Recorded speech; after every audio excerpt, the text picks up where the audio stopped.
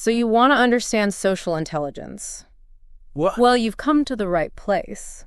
You have. We're going deep into Daniel Goleman's book, Social Intelligence, the new science of human relationships. He's the emotional intelligence guy, right? Yes, he is. So you know this is going to be good. This is going to be really good. Goleman starts by... So how does he start this book? He starts by painting this picture of a world that's like increasingly socially corroded. Okay. Even though we're more connected than ever through technology. Oh, it's like that saying, so close yet so far. Yes, exactly. Right. He uses some really... He gives examples? He does. He gives some striking examples to make this point. Like what? He talks about a kindergarten teacher in Texas who's just at her wit's end because the kids are so disruptive she can barely teach. Wow. And then there's a story about people in Germany just walking by a motorcycle accident without even stopping to help. Oh, my gosh. And then there's Rosie. Who's Rosie? She's this busy baker in New York City. And she's so plugged into her iPod that she totally tunes out the customers waiting in line. It's like everyone's in their own little bubble, even when they're surrounded by other people. Exactly. So how does Goleman explain this disconnect? He argues that we're losing touch with our social intelligence. And what is that? The ability to connect with others in a meaningful way. Okay. And what's fascinating is that he says this ability is deeply rooted in our biology and evolution. Okay, so it's not just about being nice or having good manners. No. There's actual science behind it. Exactly. Yee. He dives into the world of social neuroscience. Wow. To show how our brains are literally wired for connection.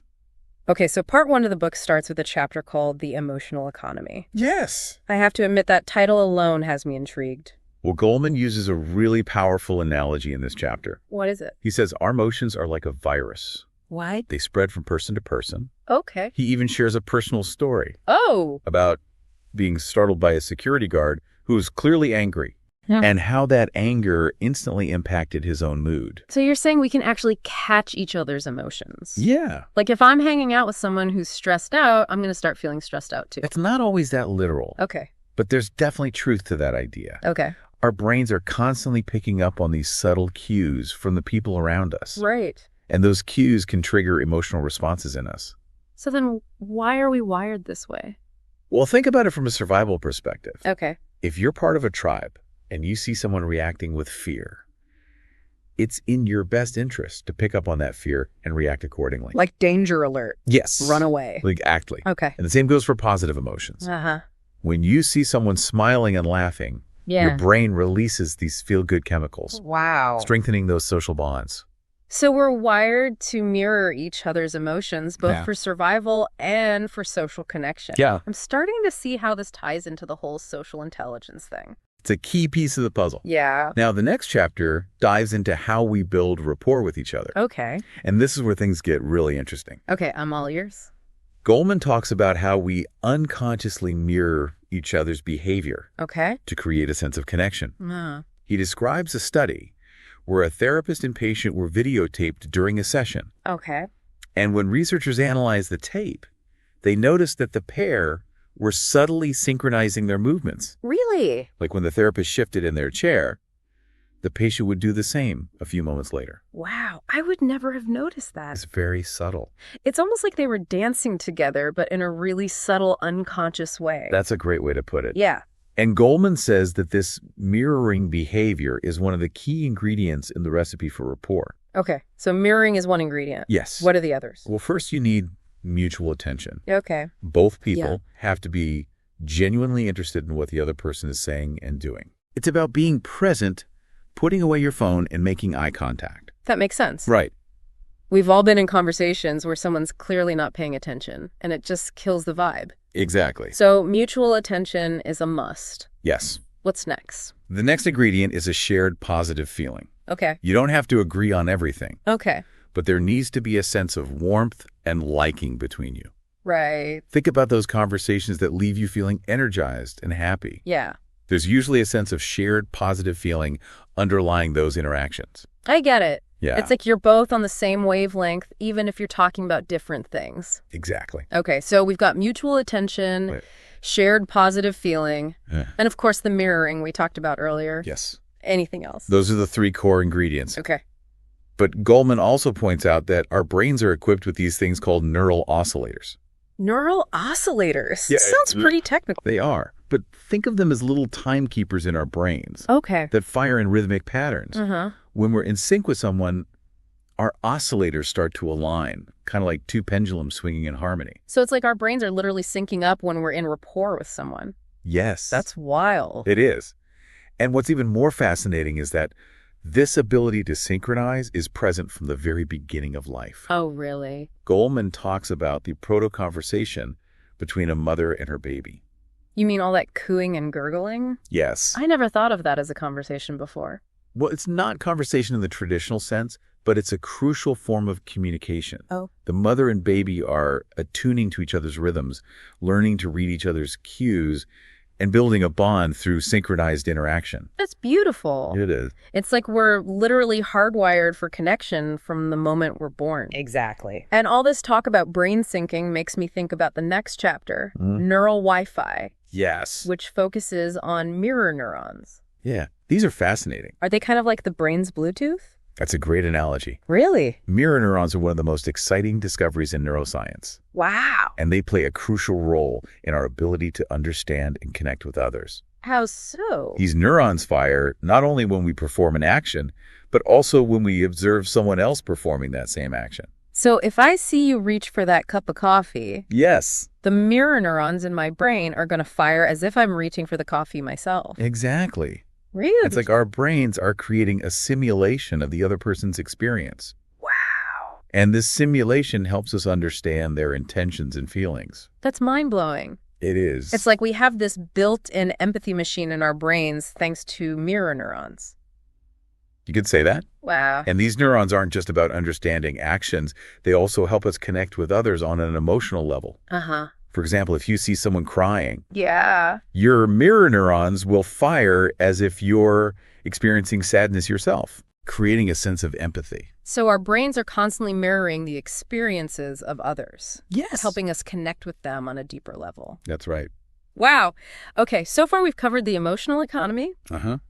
the recipe for rapport, and the magic of mirror neurons. Yep. I'm starting to see how all these pieces fit together to create this complex tapestry of social intelligence. It's quite a tapestry, It is. but there's still so much more to explore. Okay. In the next section, we'll delve into the power of subtle cues and how they shape our interactions. Okay, I'm ready for more. Lead the way. So we're back, and I'm ready to uncover some more of these secrets of the social brain. Yeah, we've got some fascinating stuff to dive into. So in the last part, you mentioned the power of subtle cues. Right. What exactly did you mean by that? Well, Goleman highlights how even these seemingly small actions, Yeah. can have a really big impact on our social interactions. Uh-huh. He uses a really interesting example, the neural anatomy of a kiss. Oh, okay. Now that's an example I can get on board with. Right. Tell me more. Well, think about it. A kiss can communicate so many different things, Yeah, Love, passion, comfort, friendship. right. It's a surprisingly complex social act. And Goleman's saying that, our brains are working overtime to decode all these subtle cues in a kiss. Exactly. He points out that this whole symphony of brain regions are involved. Oh, wow. From the areas that process touch and taste to those that regulate emotion and social behavior. So kissing is a full brain workout. It is. No wonder it feels so good. Right. But is there one part of the brain that's calling the shots Yeah. when it comes to these social interactions? There is, Goleman highlights the orbitofrontal cortex, Okay. or OFC. The OFC. It's like the CEO of social decision making. The CEO. Mhm. I'm intrigued. What does this CEO actually do? Well, imagine it's getting reports from all the different departments of your social brain, The Okay. department that analyzes facial expressions. The department that processes body language. The department that triggers emotional responses. Right. The OFC takes it all in and decides how you should react. So it's like a constant risk-benefit analysis for social situations. It's weighing the potential rewards and risk of different actions, Wow. helping us navigate the complexities of human relationships. Oh, okay. That makes sense. Right. But how does this play out in real life? Well, Goleman talks about a study where people played a game called the ultimatum game. Okay. One person gets $10 and has to decide how to split it with another player. Uh-huh. The second player can accept the offer or reject it. Okay. If they reject it, no one gets any money. Oh, so Logically, you'd think that the second player should always accept. You would think so. Something is better than nothing. Right? That's what traditional economic theory would suggest. Yeah. But in reality, people often reject offers they see as unfair, Oh, really? even if it means losing out on some cash. So we're not always as rational as we think we are. Not when it comes to social interactions. Wow. And what's interesting is that when people reject those unfair offers, Yeah. their OFCs light up. Oh, so the OFC is involved in our sense of fairness. It seems so. It's weighing the social implications of the offer, not just the financial ones. Okay. We're willing to sacrifice potential rewards to maintain a sense of social justice and avoid being taken advantage of. Okay. That makes sense. No one wants to feel like a sucker. Exactly. So the OFC is like a pretty important part of our social brains. It is. It helps us make sense of these complex situations and act in ways that benefit our social standing. It's a crucial piece of the social intelligence puzzle. Okay. Now, before we move on, I want to touch on something you mentioned earlier. Yeah. The instinct for altruism. Oh, you mean like our natural tendency to help others? Exactly. Goleman argues that compassion and altruism are deeply rooted in our biology. Okay. He talks about the work of primatologist Franz de Waal, who has observed these remarkable acts of altruism in chimpanzees. Chimps helping each other out? Yes. That's pretty amazing. It is. De Waal has documented chimps sharing food, comforting distressed companions, and even adopting orphaned infants. Really? This suggests that the roots of altruism go way back in our evolutionary history. That's really interesting. It kind of challenges the idea that we're inherently selfish creatures. It does. And Goleman points to research that shows even babies display signs of empathy and concern for others. Okay.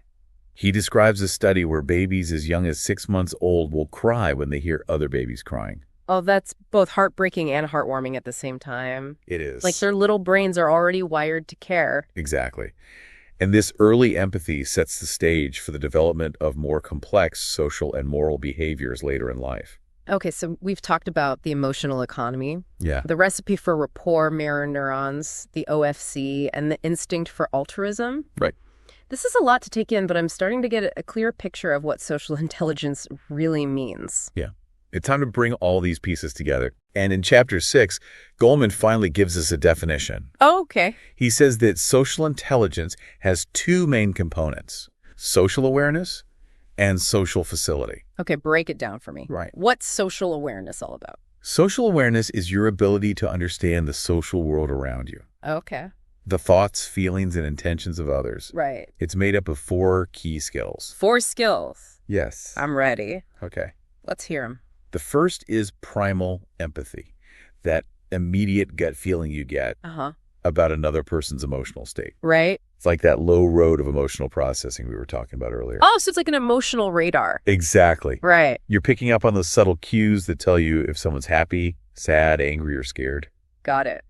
What's the second skill? The second skill is attunement. Okay. This is about going beyond just sensing someone's emotions. Okay. It's about really listening with full attention and presence. Right. Creating a space where the other person feels seen and heard. So it's about being a good listener. It's more than that. It's about being fully present and engaged in the interaction. Okay. Tuning into the other person's verbal and nonverbal cues. Okay, so primal empathy is like the initial signal. Yes. And attunement is how we kind of fine-tune that signal. That's a great way to put it. Now, the third skill is empathic accuracy. Empathic accuracy. This is the ability to accurately read the emotions and intentions of others, even when they're not explicitly stated. So it's kind of like being a mind reader.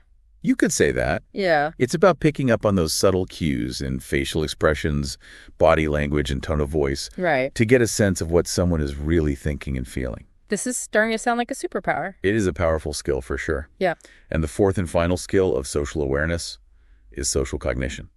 Social cognition. Okay. Oh, what does that involve? This is about understanding the bigger picture Okay. of how the social world works. Okay. It's about grasping social norms, roles, and relationships, knowing how to behave in different social contexts. You wouldn't behave the same way at a job interview Right. as you would at a party with friends. Exactly. Different situations call for different versions of ourselves. Yes, Okay. So social cognition is like having a map of the social landscape. exactly. It helps you navigate the complexities of social interactions and understand the unwritten rules of the game. Okay. So social awareness is about understanding the social world around us, sensing emotions, attuning to others, reading their minds, Right. and understanding the rules of engagement. Yes. That's a lot to process. What about social facility? Okay. What does that entail? Social facility is all about putting that social awareness into action. Okay. It's having the skills to interact effectively with others and build strong relationships. So social awareness is the knowledge, Yes. and social facility is the application. You got it. Yeah. And like social awareness, social facility is comprised of 4 key skills. 4 key skills. Yes. All right, lay them on me. Yeah. What are the 4 skills of social facility? The first is synchrony. We talked about this earlier with the concept of mirroring. Right. It's that ability to interact smoothly with others on a non-verbal level. Right, like our brains are doing a little dance together. Exactly. When synchrony is present, it creates a sense of ease and connection. Okay, synchrony makes sense. Yeah. What's next? Next up is self-presentation. Okay. This is all about how you present yourself in social situations. Okay. It includes things like your appearance, your body language, your communication style. So it's about making a good first impression. That's part of it. But it's also about knowing how to adjust your behavior Right. to fit different social contexts. Right. You wouldn't behave the same way at a job interview as you would at a party with friends. Exactly. Different situations, different versions of ourselves. Yes. Okay, so what's the third skill of social facility? The third skill is influence. Influence. This is the ability to persuade and motivate others. Okay. It's about understanding the dynamics of social power and knowing how to use it effectively. So influence can be a powerful tool, It can. but it's important to use it responsibly. Absolutely. Influence can be used for good or for evil. Right. It all depends on your intentions. And what's the final skill of social facility? The final skill is concern. Concern. This is the ability to care about the well-being of others and act accordingly. So it's about being kind and considerate. It's more than just being nice. Okay. It's about genuinely caring about the well-being of others and taking actions that reflect that care. Okay. So to recap, social intelligence is this combination of social awareness and social facility. Exactly. And within each of these components are 4 key skills Right. that kind of work together to create this well-rounded social brain. Yes. We've got primal empathy, attunement, empathic accuracy, and social cognition for social awareness, Right. and synchrony, self-presentation, influence, and concern for social facility. Wow, that's a lot to remember. It is. But it's starting to make sense. It's like all these skills work together to help us navigate the complex world of human relationships. That's a great way to put it. Yeah. And as we move into the next section, we're going to see how these skills can go wrong. Oh. We'll be exploring the dark side of social intelligence. Ooh, that sounds intriguing. It is. What exactly do you mean by the dark side? Well, Goleman dedicates a whole section to what happens when social intelligence is used for manipulative or harmful purposes. Okay. He talks about the dark triad of personality traits: Ah. narcissism, Machiavellianism, and psychopathy. Oh, those sound like some serious personality flaws. It can be. Are we about to meet some social supervillains? You could say that. We'll be diving into the minds of these master manipulators and exploring how they use their social intelligence to exploit others. Okay, I'm ready for a glimpse into the dark side. Okay. Lead the way. So we're back and ready to explore the dark side of social intelligence. All right. You mentioned the dark triad. Yes. What exactly is that? Well, it's a cluster of 3 personality traits that can be pretty toxic in social interactions: Okay. narcissism, Machiavellianism, and psychopathy. Those sound like some serious personality flaws. They can be. Let's start with narcissism. Okay. We all know someone who's a bit, self-absorbed. Right. But when does it cross the line into a truly harmful trait? Well, Goleman distinguishes between 2 types of narcissism: garden variety and malignant. Garden variety versus malignant. Yeah. Okay, that's a pretty vivid analogy. It is. So tell me about these different types. Well, the garden variety narcissist craves admiration and attention. Okay. They might come across as very charming and charismatic, Uh-huh. but they're also very self-centered and lack empathy. They're the type who dominate conversations, constantly fish for compliments, Right. and feel threatened when someone else is in the spotlight. Yeah, we've all met that type. Yes, It's exhausting to be around them for too long. it can be. But malignant narcissists are a different breed. They combine the traits of narcissism with aggression and a complete lack of conscience. Oh, wow. Think bullies, manipulators, All right. people who exploit others without a shred of guilt. That sounds pretty terrifying. It can be. They can cause a lot of damage in relationships, families, and workplaces. Right. Goleman even talks about malignant group narcissism, Oh, my God. where an entire organization becomes infected with this toxic culture of self-importance and exploitation. That's a scary thought. It is. Okay, so let's move on to Machiavellianism. Okay. I remember that name from history class. Right. Niccolo Machiavelli was a 16th century political philosopher who wrote The Prince, Yeah. a book about gaining and maintaining power. Machiavellianism is all about being cynical, manipulative, and using any means necessary to achieve your goals. So Machiavellians are like the ultimate strategists. They are. Always playing the long game. They're definitely master manipulators. Wow. They can be incredibly charming and persuasive, but underneath it all, they're calculating and ruthless. Wow. They're always thinking several steps ahead. And they have no problem using people to get what they want. Sounds like you need to be careful who you trust. It's definitely wise to be discerning. Okay.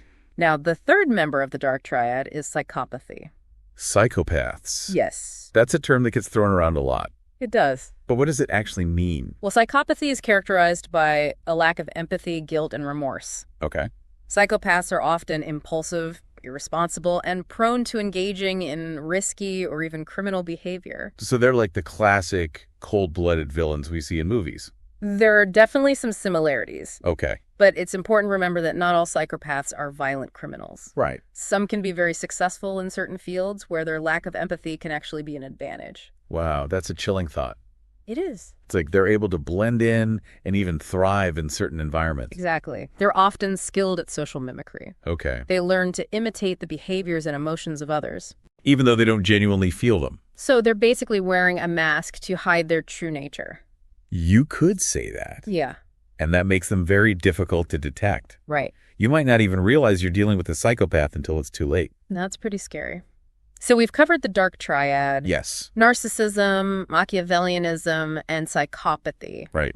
What other challenges does Goleman explore in this section on broken bonds?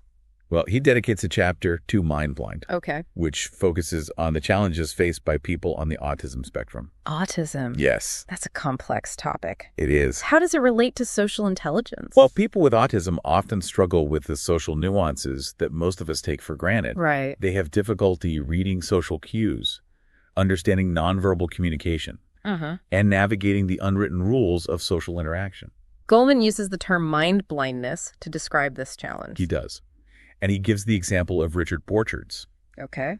a brilliant mathematician who won the Fields Medal, the highest honor in mathematics. Okay. Borchards has Asperger's syndrome. Okay. And he talks about how he finds social interaction very confusing. Yeah. He struggles with casual conversation, has trouble understanding jokes, and often misinterprets social cues. It's like his brain is wired for math, but not for social interaction. That's a good way to put it. Yeah. And Goleman emphasizes that this mind blindness can be incredibly isolating for people on the autism spectrum. Yeah. They can feel like they're living in a world they don't fully understand. That must be a very difficult experience. It can be. So we've explored the dark side of social intelligence. Things go wrong. Right. But Goleman doesn't leave us there, right? He doesn't. He offers some hope for developing our social intelligence. Absolutely. The last part of the book is called Nurturing Nature. Okay. And it shifts the focus to how our experiences shape our social and emotional development. He dives into the fascinating world of epigenetics, Okay. which explores how environmental factors can actually switch genes on or off. Wait, so our environment can actually change the way our genes work? It can. That's incredible. It is. And Goleman highlights how early experiences, particularly in childhood, Yeah. can have a profound impact on the development of our social and emotional brains. This makes me think about how important it is to create nurturing environments for kids. Exactly. And Goleman spends a lot of time talking about the importance of attachment, Okay. those early bonds we form with our caregivers. Yeah. He draws on the work of John Bowlby, who developed attachment theory. Okay. Attachment theory 101. What's the key takeaway? Bowlby argued that babies are hardwired to seek closeness with their caregivers, Okay. especially when they're distressed. Uh-huh. And the quality of these early attachment relationships sets the stage for our social and emotional well-being throughout life. So if a child has like a secure and loving attachment with their caregiver, Yes. they're more likely to develop strong social skills and healthy relationships? That's the idea. Mm-hmm. Securely attached children learn to trust others, regulate their emotions, and navigate social situations with confidence. Right. But children who experience inconsistent or unreliable caregiving might develop insecure attachment styles, which can lead to challenges with relationships and emotional regulation. This really highlights the lasting impact of those early childhood experiences. It does. But Goleman also emphasizes that our brains are remarkably adaptable. Okay. He talks about reparative experiences, Okay. positive social interactions that can help us heal from past hurts and develop new, more adaptive ways of relating to others. So even if someone had a difficult childhood, it's still possible to develop social intelligence later in life. Absolutely. Our brains are constantly rewiring themselves based on our experiences. Wow. And Goleman points to research showing that therapy, mindfulness practices, and even just being in healthy relationships can help us rewire those old patterns and develop stronger social skills. That's really encouraging. It is. It means that we're not stuck with the social and emotional patterns we developed in childhood. We can always learn and grow. Exactly. Yeah. And Goleman's ultimate message is that social intelligence isn't a fixed trait. Right. It's a set of skills that can be cultivated and strengthened throughout life. I love that. It's hopeful. It means that we all have the potential for deeper connection, empathy, and compassion. We do. And it's never too late to start nurturing those qualities in ourselves and in our relationships. Well, this has been an incredible deep dive into the world of social intelligence. It has. We've covered so much ground. We have. From the neural underpinnings of connection to the dark side of manipulation and the power of nurturing our social brains. It's been quite a journey. It has. And I hope you've gained some valuable insights along the way. I know I have. If you're interested in learning more about social intelligence, I highly recommend checking out Daniel Goleman's book. It's a good one. It's packed with fascinating research and practical advice that can help you navigate the complexities of human relationships. Absolutely. All right, thanks for joining us on this deep dive into social intelligence. It's been a pleasure. Until next time, keep those social brains buzzing.